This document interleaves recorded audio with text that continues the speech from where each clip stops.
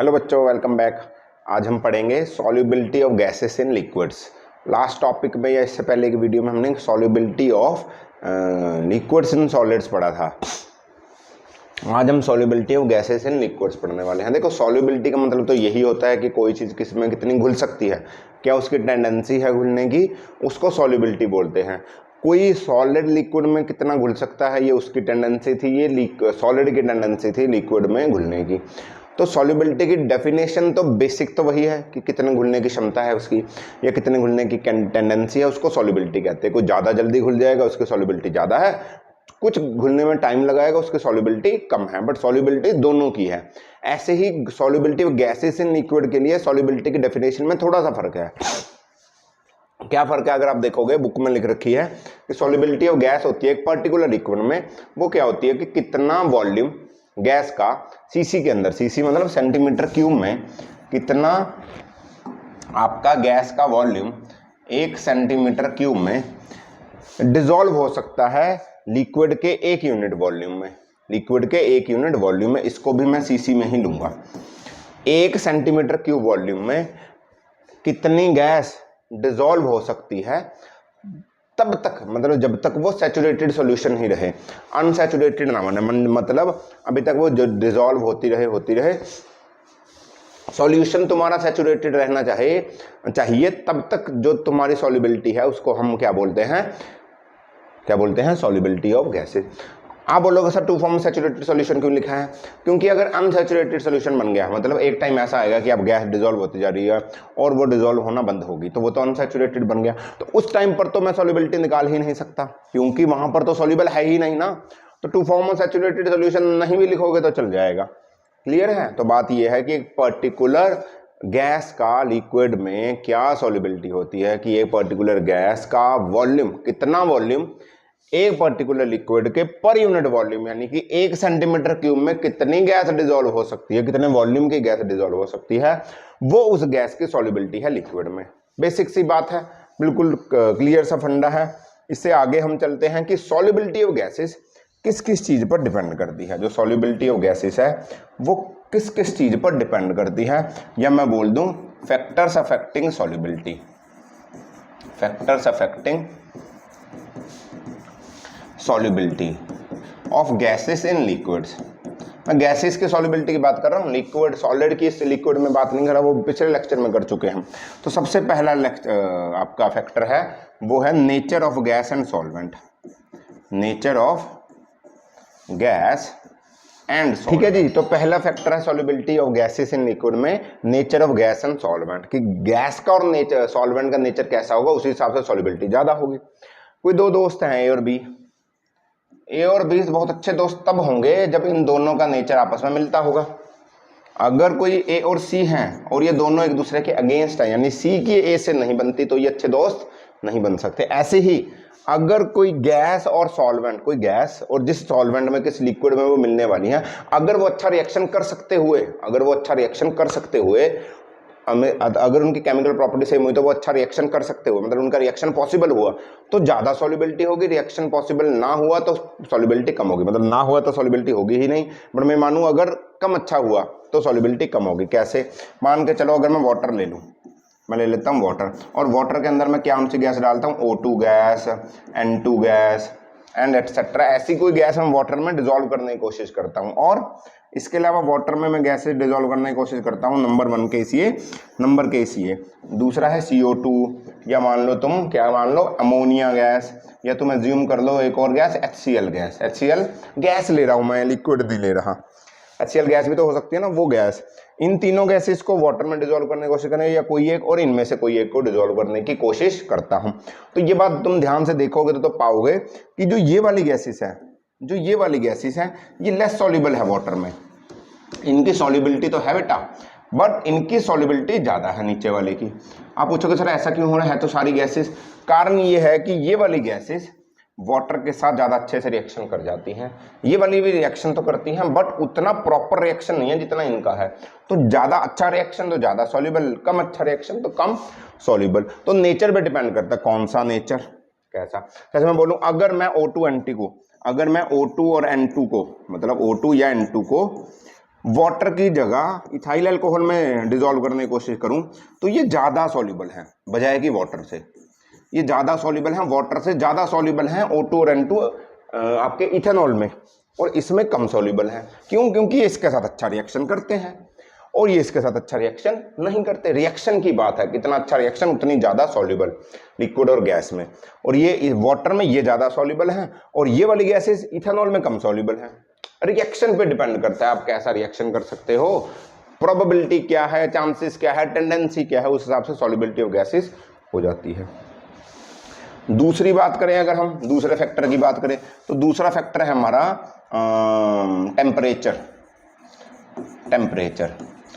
Temperature को तुम देखोगे तो तुम पाओगे, अगर मैं किसी गैस को लिक्विड में डिसॉल्व करने की कोशिश करता हूं तो जैसे जैसे तुम टेम्परेचर बढ़ाते जाओगे उस गैस की सॉल्युबिलिटी कम होती जाएगी, उस गैस की सॉल्युबिलिटी कम होती जाएगी। ज़्यादा टेम्परेचर पर गैसेस सॉल्युबल नहीं हो पाती। ग्राफ बन रखा है उसमें, O2 N2 का रीडिंग दे रखी है, तो ऐसे जाएगा। जैसे जैसे टेम्परेचर बढ़ाओगे सॉल्युबिलिटी, ये सॉल्युबिलिटी है, सॉल्युबिलिटी आपकी कम होती जाएगी। मैंने टेम्परेचर था 10, 10 से 20, 20 से 30, 30 से 40, यहाँ 1, 2, 3, 4 और ये कम होती जाएगी। विद इंक्रीज इन टेम्परेचर आपकी सॉल्युबिलिटी कम होती जाएगी। समझ रहे हो? गैस की सॉल्युबिलिटी टेम्परेचर पर कम होती जाती है, सॉलिड की लिक्विड में सॉल्युबिलिटी टेम्परेचर बढ़ने से बढ़ती है। उल्टा है दोनों, याद रखना। सही है जी। और तीसरा जो सबसे इंपॉर्टेंट पॉइंट है हमारा, वो है इफेक्ट ऑफ प्रेशर। ये तो था इफेक्ट ऑफ टेम्परेचर कि इफेक्ट ऑफ टेम्परेचर। हमारा जो तीसरा सबसे इंपॉर्टेंट पॉइंट है वो है इफेक्ट ऑफ प्रेशर।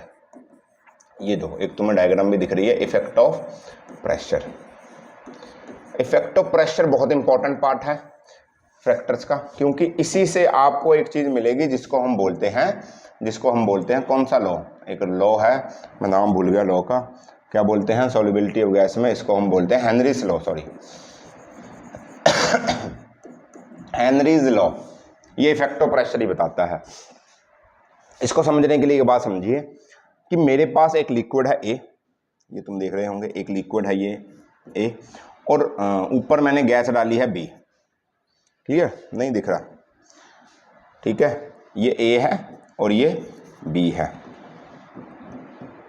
ठीक है जी, तो ये ए है और ये बी है। क्लियर?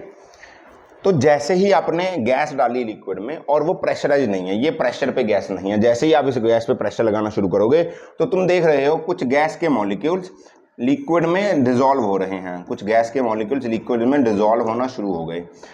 तो यहाँ से एक बात समझ में आई, अच्छा करके भी देख सकते हो ऐसे, यहाँ से एक बात समझ में आई कि जैसे जैसे आप प्रेशर इंक्रीज करते हो बेटा, जैसे जैसे प्रेशर इंक्रीज करते हो वैसे वैसे सॉल्युबिलिटी जो है वो भी आपकी इंक्रीज हो जाती है। जैसे जैसे प्रेशर इंक्रीज करोगे तो कुछ गैस के मॉलिक्यूल्स, कुछ एटम्स लिक्विड में डिसॉल्व होने शुरू हो जाएंगे, बिना प्रेशर के डिसॉल्व नहीं हो पाते, बट प्रेशर बढ़ाने से सॉल्युबिलिटी गैसेस की बढ़ जाती है लिक्विड में। तो इसी को मद्देनजर रखते हुए, इसी थ्योरी से हमारे पास हेनरी ने एक लॉ दिया। हेनरी ने क्या बोला, हेनरी ने बोला कि जो आप पार्शियल प्रेशर अप्लाई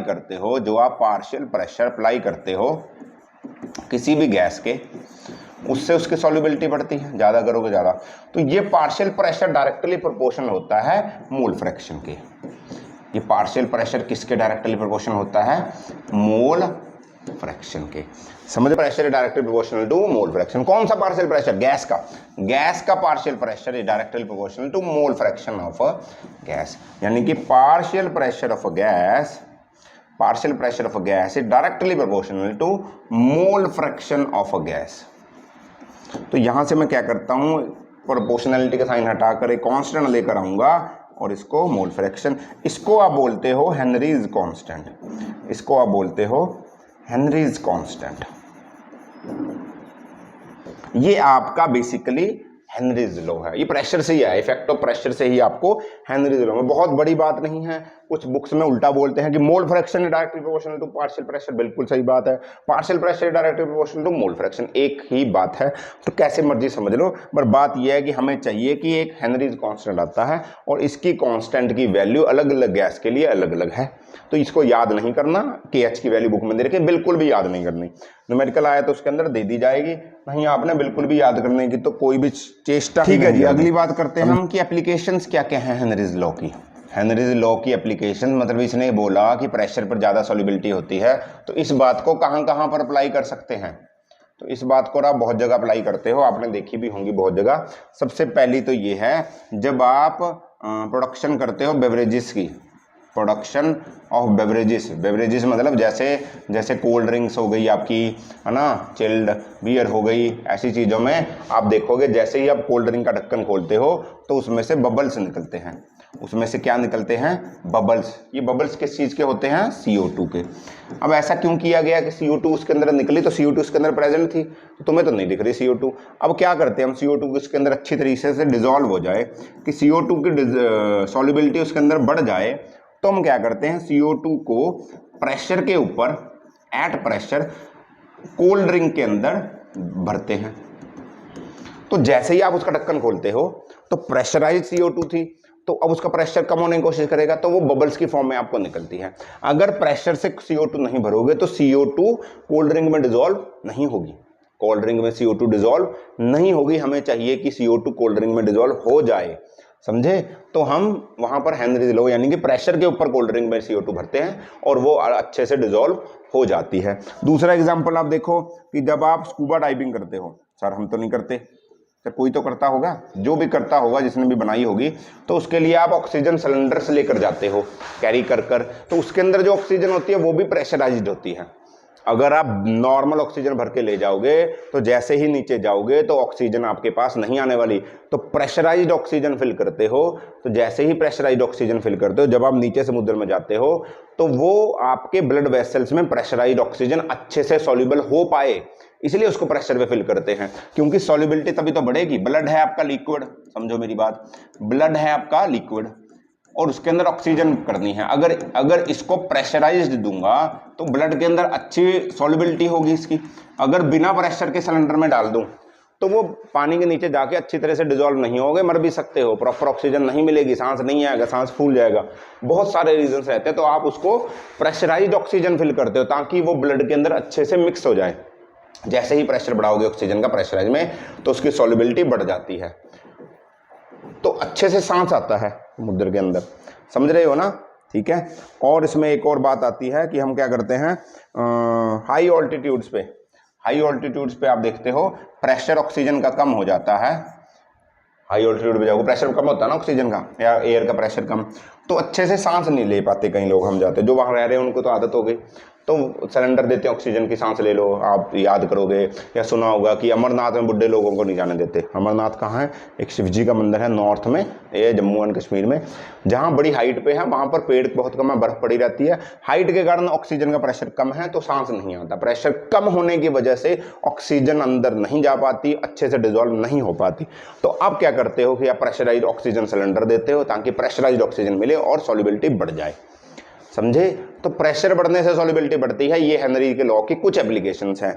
होपफुली बहुत अच्छे से समझ में आ रही है तो ठीक है, वेरी गुड। हम मिलते हैं अगले लेक्चर में, तब तक पढ़ते रहिए, एंजॉय करिए। ऑल दी वेरी बेस्ट बच्चों, बाय बाय।